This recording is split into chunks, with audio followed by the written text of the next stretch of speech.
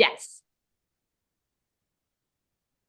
Hey guys, welcome again to the podcast Breaking 80. This is Yo Girl Tammy and my buddy Joel Wilson here. Joel, how are you today? We're doing the Christmas special. I love this time of year. And Merry you are Christmas, very, happy very festive. holidays. Yeah, happy Hanukkah, happy Kwanzaa, whatever it is that you celebrate, and mostly happy golf. Happy golf. Exactly. Exactly. Sometimes happy golf. Have you ever golfed in that attire? No, but I am looking to change the idea of women's golf attire anyways. So, if you must know, actually, I've started adding like leggings with pockets because they look like golf pants. And I just recently started adding bodysuits. And because I just think they're more of a reflection of my day-to-day attire. And a few years back actually, I started adjusting my attire on the golf course to look how I like to normally look. So I don't look like your average golfer on the course, and I really don't care. So I want to look and feel like myself. I want to feel like a bad bitch on the golf course. And I want to be able to take it from the golf course to the store, maybe even out to dinner, like you guys get to do in your very handsome polo shirts. Yep. So yeah, so not quite yet, but this may be the next golf outfit. I don't have the leggings on today, but they could go with it. I don't think I'm going to ever wear leggings on a golf course. I don't think I'm ever going to wear leggings ever. You should try it. It's a high recommend. They're very comfortable. Well, I tell you Not what, tight in the waist. You got to get Lululemons if you're going to try some leggings for the first time. They're expensive, but they're worth it. I rocked a kilt the other day going to a Christmas party, and I can rock the kilt. I love that. I love that so much. So, do you have your own kilt then? Oh yeah. I bought him from a company out of Scotland. I'm part of the Gun Clan out of the Highlands of Scotland, and I had to show that I am a part of the Gun Clan before they would make the tartan, and they used the tartan for that, and my plaid, which is the kind of the big scarf that goes over your right shoulder. And because I'm part of the clan, they use that tartan, and that's my kilt. That is so awesome. My Scottish clan is the Archer clan. I have not reached out to them yet formally, but Archer clan, if you are listening, just know that I am here for you and I am coming and we are going to golf, baby. I So, love it. I don't know if the archers and the guns are enemies, but I will find that out for the next podcast. But this oh, is the I love Christmas that. time. There's no enemies now. Yeah, for sure, for sure. I mean, except in our competition, who will go low first, maybe, and break the 80. We'll see about that. So we're gonna have to put something on the line for it. And I don't want any new clubs, but maybe a gift for our listeners of either choice or It's something like that. we'll figure something out. I know that right now I am rocking the 420 outfit. 420 is the official sponsor for Four Right Golf podcast. They have a great line of men's and women's apparel, and they're going to be given out for me and obviously for you. You go online and you can pick out whatever you want, so you can be rocking some 420 apparel out on the course. I tell you, it's going to be I great. love that. Thank you, 420. I know, I love it. In fact, I talked to Julian this morning. He's the owner of the company, and he's like, "What can we do?" And I said, "We're going to be doing brand new videos, brand new pictures of all the line with a brand new feel of what we're going to be doing." So if I'm reaching out to you later saying, this is the shirt you're going to wear. We need some pictures, some videos." I'm sure you're not going to say no. You're going to say, "Oh, hell yes," and being the Yeah, California and model. you know I love my pictures and videos. So I if you know you follow do. me at magical Ms. K, magical underscore Ms. underscore K on Instagram, I'm a big picture video fan. Yes, So you I would are. love to shoot some videos and pictures for them. In So fact, you should be giving that out every single podcast, and I'm ashamed that you didn't do that last time. it's funny. I have only just thought of it now. So for sure. Follow You'll me at learn. magical Ms. K, Yo Girl Tammy, Buddy Joel. I love it. I love it. Now, since this is the Christmas time, I have a question for you. Are you ready? I'm so ready. Die Hard, is that a Christmas movie or not? Okay. I'm Don't so be glad giving me that this, yes or no. it's a yes. And actually, I went and saw Die Hard in LA at a movie theater that Quentin Tarantino owns last year on Christmas Eve because Wow. I believe it's a Christmas movie that much. Yes, And it like made the holiday season for me. I love it. See, everyone I've talked to is like, yes, it is a Christmas movie. I guess would that make Yeah. Lethal Weapon a Christmas movie then? What movie? Lethal Weapon? Yeah. That one's debatable for sure, but Die Hard is, Die I Hard mean, is that's a Die definitely. Hard Christmas movie. There's no doubt about it. Die Hard one Christmas movie It every year. is. It is definitely. Actually, do you know that there is a flaw in Die Hard 2? I'm going to tell you this flaw real quick.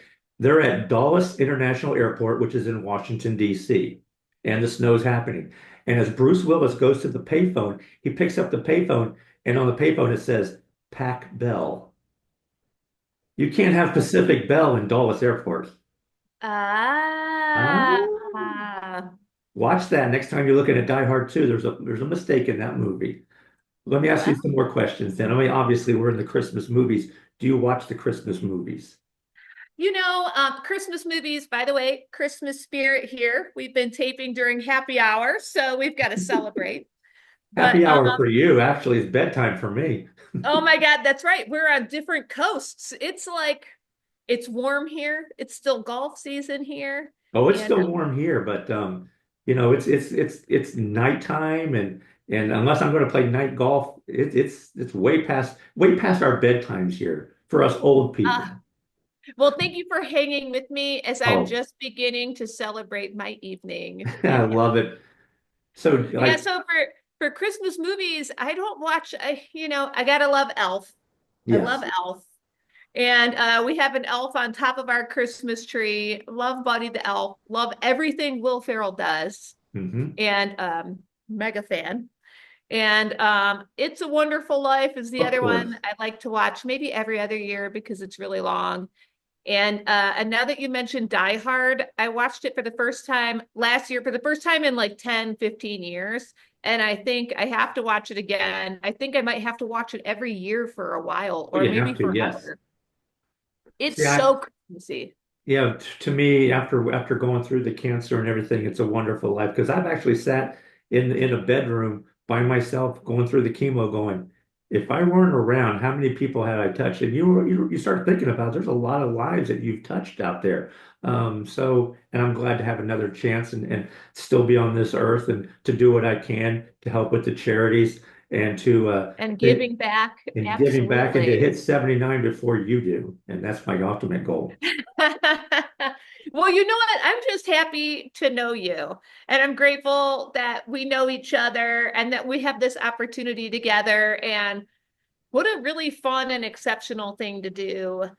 I can't imagine having had cancer and having to consider how life could go, and then I think and I hope, you're just making the most of it Oh, now. I am. Every day you wake up and you see the sunrise going, that's another one. What am I going to do today? Because I'm not going to waste any more time. And I love doing what I do. I do the podcasting. I do have my own business, do digital marketing, but a lot of that's the Joel Wilson Foundation, giving back to cancer research and working with another group here called John Daly, Heart of the Lion. And that, yes, that is the John Daly, the Grip It and Rip It guy who does a lot of stuff for kids and for veterans in the area as well. So, in fact, he's going to be playing this weekend at the PNC father-son tournaments. John I Daly and his can't son. wait to see that. I know I know that his son, all these sons talk a little smack to their parents on the course. I just watched an interview of Tiger. And Um, Charlie. yeah, putting his son in check a little bit. And that's what these kids do to us. They like to talk a little smack, like we haven't been here the whole time, you know. Exactly. It's like I So brought you I into look this forward world. to, yeah, I love seeing the father-son golfing. I think that's so cool. I love it. I know that we had mentioned off the air one time about golfing and how we're doing and how we compare to other people. Do you know what the average score for a golfer is out there? I know this.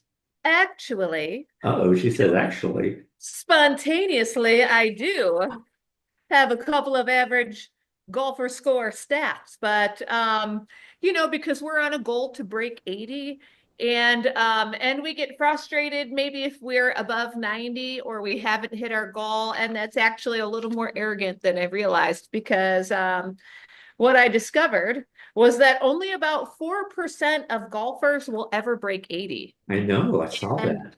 that's crazy. A good score for a golfer, and this is according to like the USPGA Yep, statistics. And only 26% of golfers can break 90. yep, And I guess for people who are beginner golfers, it's important to note what breaking 80 and breaking 90 means. And because if you exactly. don't know what ready golf means, and you might not know that breaking 80 means to hit 79 or lower. That's what we're trying to Mhm. do. So to break 90 or break 100, breaking 100 is getting 99 or lower. Do you remember the And first time you remember the first time you broke 100? oh, I can't remember it like it was an event, because I can remember being pissed at myself for being over 100 for a while. Mhm. And so I can't say that I remember that it was like a significant thing, but I remember when I hit a 36 on 9 holes. I remember that clearly. And talking about it with a pro friend of mine, a pro trainer friend of mine, and he said that he was like, "You're already breaking 80. What's the big deal?" He was like, basically like, just you're already doing it, so just do Exactly. The it. unfortunate thing is we get it in our head going, you know what? You're not there yet, so therefore I'm going to throw a couple double bogeys, a triple bogey, and you're going to put the ball in the creek because that's what your mindset thinks. That's right. That's right. And actually, it says here a good score for beginners is less than 120. And Wow. so if you're a beginner, you should not take it to heart. You're actually right on track. The average golfer, yeah, that 26%, but is breaking less than 90, but 94 to 100 is kind of a good score for an Mhm. average golfer. So, that being said, if you're playing 4 days a week, you should probably get your shit together and break 90 consistently. Although we have our days. So, So you basically play you play like 12 to 16 times a month. yeah, quite a bit. There are times when I'm traveling quite a bit. There are times when I'm working more and less. I'm a nurse. I work 12-hour days. I'm an ICU nurse. And Oh, 7 to 7, you miss all of the daylight. There is no golf. But and sometimes in a rolling week, that can turn into like 4 12s, maybe five. But so depending on the work schedule, the travel schedule, because I do go to the East Coast quite a bit, 4 12s a week or 4 days of golf a week. I'd love 4 12s of golf a I week. love that. See, Yeah, I 4 days. play Yeah, I've played twice in the last 2 months. And that that's is it. incredible. And I even have a membership to Legends Golf Course where I can go and get free golf balls anytime I want for the driving range. I just haven't done it. Just been so busy. Although you might have more variable weather right now, I can imagine we're Yeah, we had some consistently cold fronts sunny. come in where I woke up this the morning a few months ago, a few weeks ago. It was 29 degrees at the beach. That's just wrong, completely wrong. And I figured I I can And do I what do I have can. my limits. You mentioned the other day that your limit is about 55 degrees. Mine might actually be there now because I'm used to this warmer weather. Definitely not below 50. I have played in 45 degrees. Hmm. It sucks. Yes, it You're does. not playing good golf, Mm-mm. so, I've but actually I've actually taken my putter and made a line from the ball to the hole in the snow on the 18th hole so I can make a birdie putt. And it was about 31 degrees, National Golf Course outside of Columbus, Ohio, and it was in April when it happened. And it I was bet cold. so. But I ended up birdie on the last hole because I had set up bumpers on the putt. And the thing went right, left, because it couldn't get out of the snow, went all the way to the hole. I knew I was going to make that putt. Did you get your bird? I got the birdie. Yes, I did. Okay, okay. Nice. That's got to be like some two putt aerated greens max. By No. the way, when you play aerated greens, do you have a two putt max? Do you have any limits when they just punch the greens? I actually, yes, I do that. No, well, no, because I'll still do some three putts if I'm 35, 40, 50 feet away and I putt it and I'm within 10, 12 feet and I hit it again, I'll tap it in, but I won't go over three putts. Actually, if I go over three putts, I should be putting my putter up anyway. One of the things, I got a brand new putter from Lombardi Golf, and I'm going to be doing a giveaway next month in January, giving away a free Lombardi mallet putter. And obviously, we'll be talking about it on this podcast as well. But he gave me a putter, and from three putt avoidance from 25 to 50 feet, I've gone down about 15%. And making putts from 5 to 10 feet, which is a big thing too, I've increased it by one stroke around. That right there is three strokes around just because of having a new putter. Now it may all be up here, but that's where it starts, up here. If I can take three strokes off my game just because of a brand new putter in my hand, I'll do it every time. That's cool. And it's funny that you mentioned that. I just had a post this week on my Magical Ms. K Instagram where I talked about favorite gifts you've ever had Mhm. as a golfer. And mine was actually an anniversary gift that was like, go pick out your favorite putter. So, and what a gift. And that's why we're still married today. So, I went to a place called Windmill Golf Course in Ohio. It's a fantastic driving range, covered and uncovered. And you can try out a whole bunch of different putters. And they have a basement with like a putting green it's massive. It's a massive basement with some Yep. undulation as well and some holes. And you can choose. You can play with like one of like it's got to be a couple hundred or more putters. So I found the Scotty Cameron Phantom putter, Ooh, and it's a nice. mallet putter.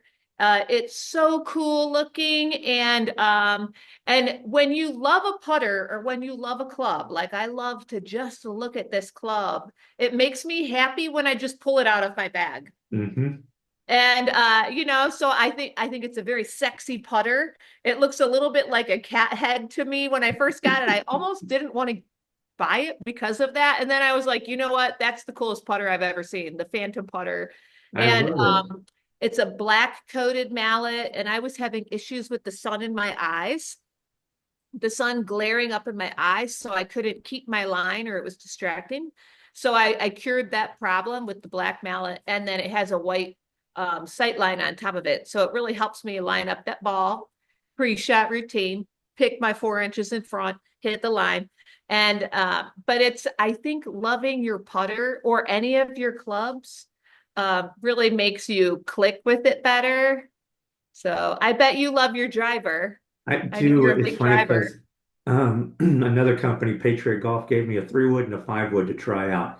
And I still have the 3 wood in my bag. The 5 wood is a useless club to me, and I'm sorry, Patriot Golf, but it is a useless club because Well, I mean, if you're hitting a 3 wood far, I mean, what do you need a 5 wood yeah, for? see, the 5 wood is basically a 3 iron for me, so I don't need that. Yeah, Or it's, I mean, on my 1 iron, I hit that as well. But I used to have two drivers in my bag. I had a 9 degree Callaway, and then I had an 11 degree old Big Bertha, which was I mean, back from like 1975, and it was a single piece, wasn't even the big 450 cc head, and I used that as my 3 wood. So basically, I was still hitting driver off the deck. And I love that thing, nice. but the new 3 wood has a new technology and it hit it better.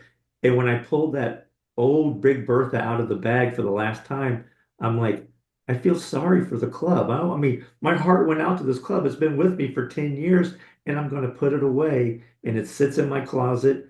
And I bring it out every once in a while, but you know what? It was hard to part with that club because I was using it as a driver, then I use it as a 3 wood. And there were sometimes I still Gosh. put it back in my bag because you know what? It's like dating your. I got to bring this guy. I bring the club back just one more time. We have an anniversary kind of thing. Yeah, and by the way, there's so much new technology out there. Yes, So if people are not investing in their new clubs, like a new putter, like you mentioned, who was that company you're trying to putter Lombardi out with? putting. Yes, Lombardi. if you're Mhm. not investing in a new putter, there's new technology, man. New information has come to light. Hmm. And they're reinventing and upgrading technology all the time. So if you're not upgrading your clubs, you're probably losing distance or you're Yes, probably not gaining where these pros are gaining. Bryson exactly. DeChambeau is literally reinventing golf clubs I custom to know. himself. We don't I have have that. a hard time going with the single shaft where every shaft is the same length. I couldn't do that because I'm used to a 3 iron being a lot longer than my gap wedge kind of thing. But if it works for him, that's fine. Let me ask Yeah. you a question. When you putt, do you take your glove off? Glove on. Glove I never on. change my feel. I've tried it with the glove off. I can't even do it on a hot day, and I want to. What do you do? I take the glove off every single time. Yeah, yeah. I see a lot of people do that. Yeah, glove on. That's where I'm at. Flag step in, flag out. Yeah. Do you leave the flag in or you take the flag out? Oh, well, I take the flag out for sure. And we had talked about that before. I take the flag out. I have used it as a backboard recently for a Yes, bird you on a have. We downhill talked about putt. that too. Hmm. Yeah, that was really cool. But otherwise, I think I'm more pissed if it bounces my ball out of the hole. So, See, I leave the flag in. I take the glove off. ah, And that's next how I question, do. putting. Huh? Do you take a towel to the putting green? No. I do. Let me ask you a question, and I know this. Do you use a different ball when you putt? No. I do. I have a putting ball. Can you do such a thing? Are these legal PGA rules?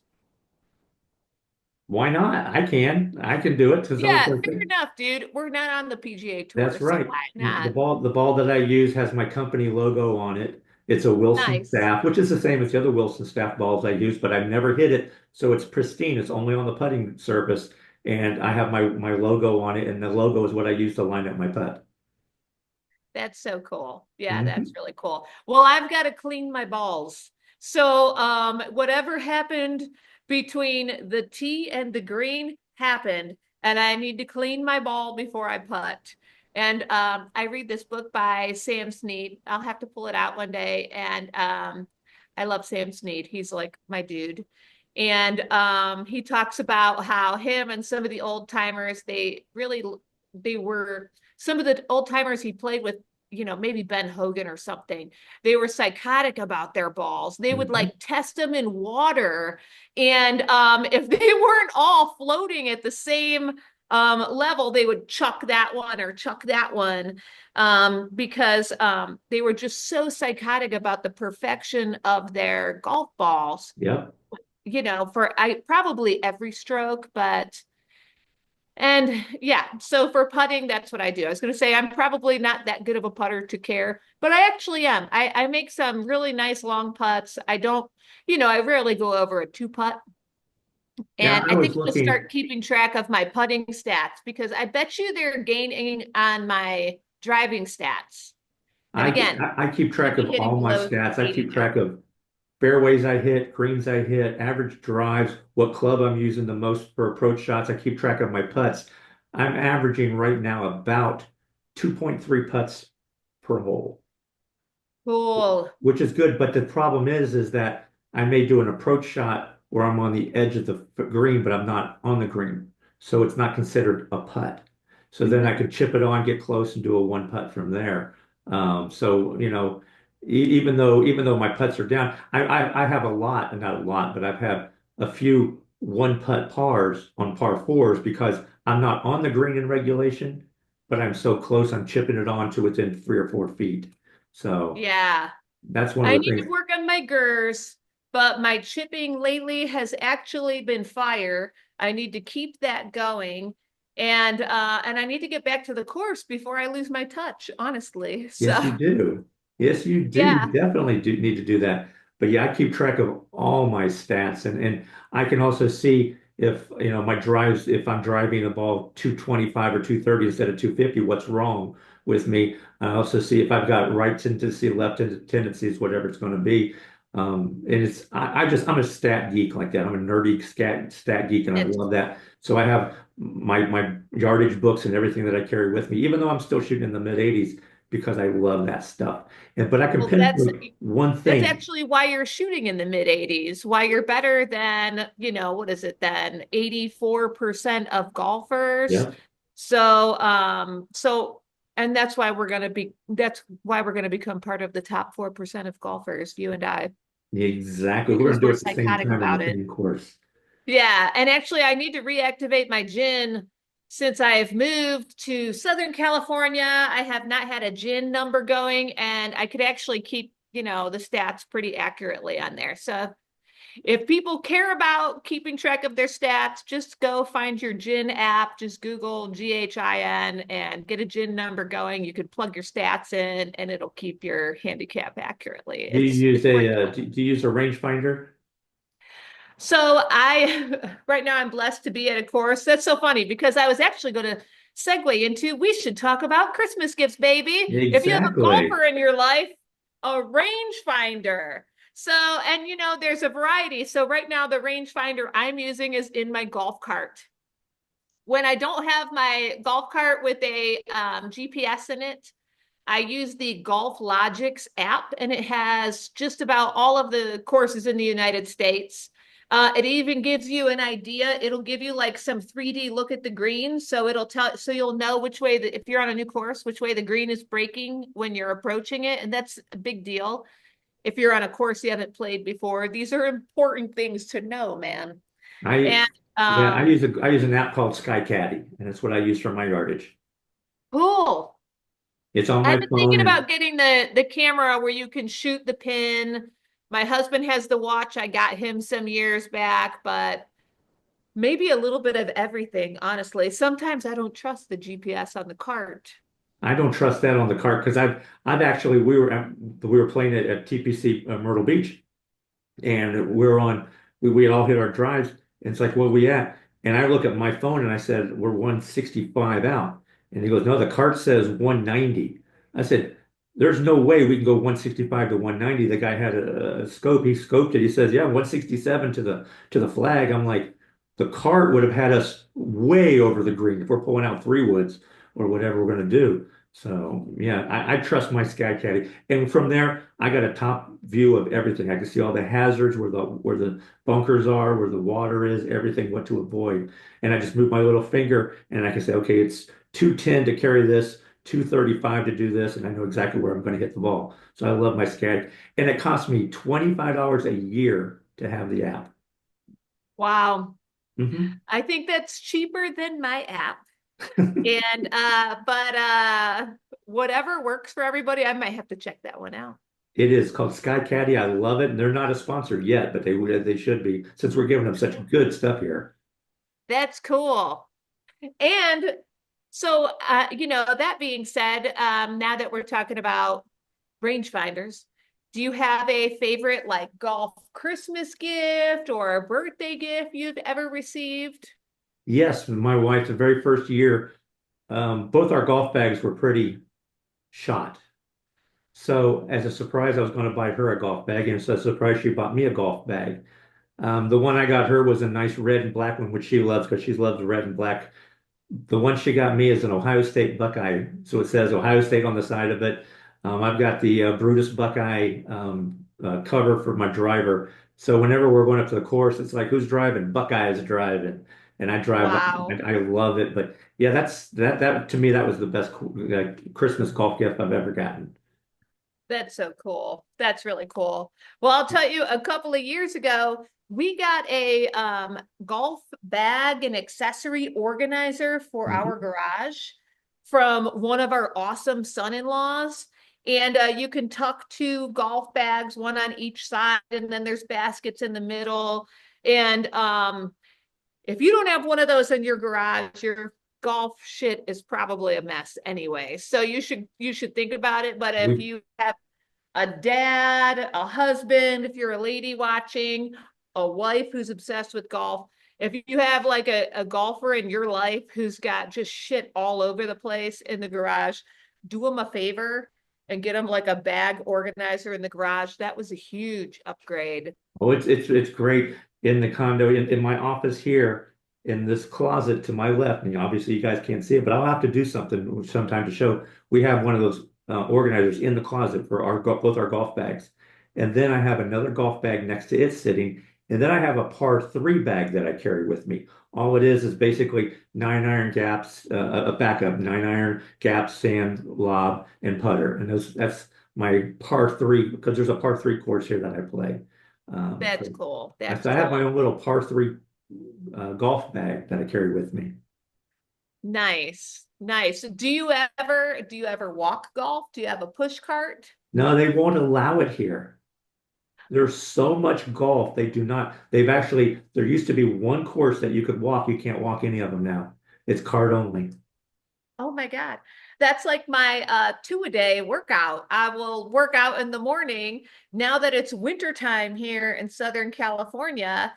And when it was in Ohio too, the same thing. If it's not a terribly hot day, I have a push cart I got from my parents one year. That is one of the coolest gifts ever. It's lightweight, it holds a bunch of stuff, and what a great way to get a leg day in at the golf course. I love the push cart. And now that it's wintertime, I need to get back to it. And you can't push a cart around out here when it's 105 degrees. You'll just die. Yeah, they won't allow it here. There's just so much golf and so many people come here. It's the golf capital of the nation. So they've outlawed Yeah. it because it slows the course down. But, they still double tee, so then they still have a 6 hour round, which is crazy. Plus, the gators will eat the people. Exactly. You can't outrun a gator. You can You outrun if can't you're in a have golf that. No, cart. you actually, that's fair enough, dude. You actually really need a motorized vehicle when playing on a golf course in the Southeast. You do. You definitely, That's definitely one of those do. things when we'd play in the Carolinas or Florida, particularly South Florida, and go spend a month down there playing golf in the wintertime before I moved here. And you get used to playing around water with alligators Mhm. and being afraid of water with alligators. It's really a surreal and real thing. And then we'd get back to Cleveland, Ohio, and then you're so used to not walking up to the water. And Yes. then you're kind of like, oh yeah, I can like breathe a sigh There's of nothing there that's relief. going to You can get go up you. to you can walk into the water if you want. I know. Not in South Carolina. I have actually hit a ball off of a gator's head and it bounced back onto the fairway. On purpose. No, it was not on purpose Oh, because that ball was heading toward the water, but it bounced off the gator's head, bounced back into the fairway, and he didn't move. oh So my God. I apologized to him many times and hit my 7 iron on close to the green. I don't even think it went onto the green because you got 1 iron on the green and 1 iron on the gator going, Oh man, and I bet you have a zillion gator experiences. I have, hit a ball near the tall grass on like a golf course, and I saw the gator go in from the far end down into the water, and now I don't know where it is. hmm. And then you have to make a decision. You just leave your ball 2 feet from the water, or do you take your chances because a gator definitely just went into the water I and I I don't left the take my ball. chances, and we consider it a free drop if there's a gator anywhere close. That's a free Okay, drop. So cool. All right. Well, fair enough. That's what we did too. So exactly. You know what? These episodes are great and they fly by.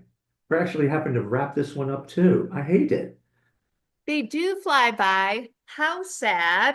I We'll know. catch each other in the new year, but this has been so fun. It has been. Well, I will say have a Merry Christmas and happy holidays and a good new year, and we will see who breaks 80 first. We sure will. Will it be yo girl Tammy Or will or it my be the buddy digital Joel? guru? It'll be the digital guru. I love that. The digital guru, baby. That's the name of Let's my see. company, the digital guru. Well, you know what? This has been a great, great, great time, and I will see you on the next T box. Awesome.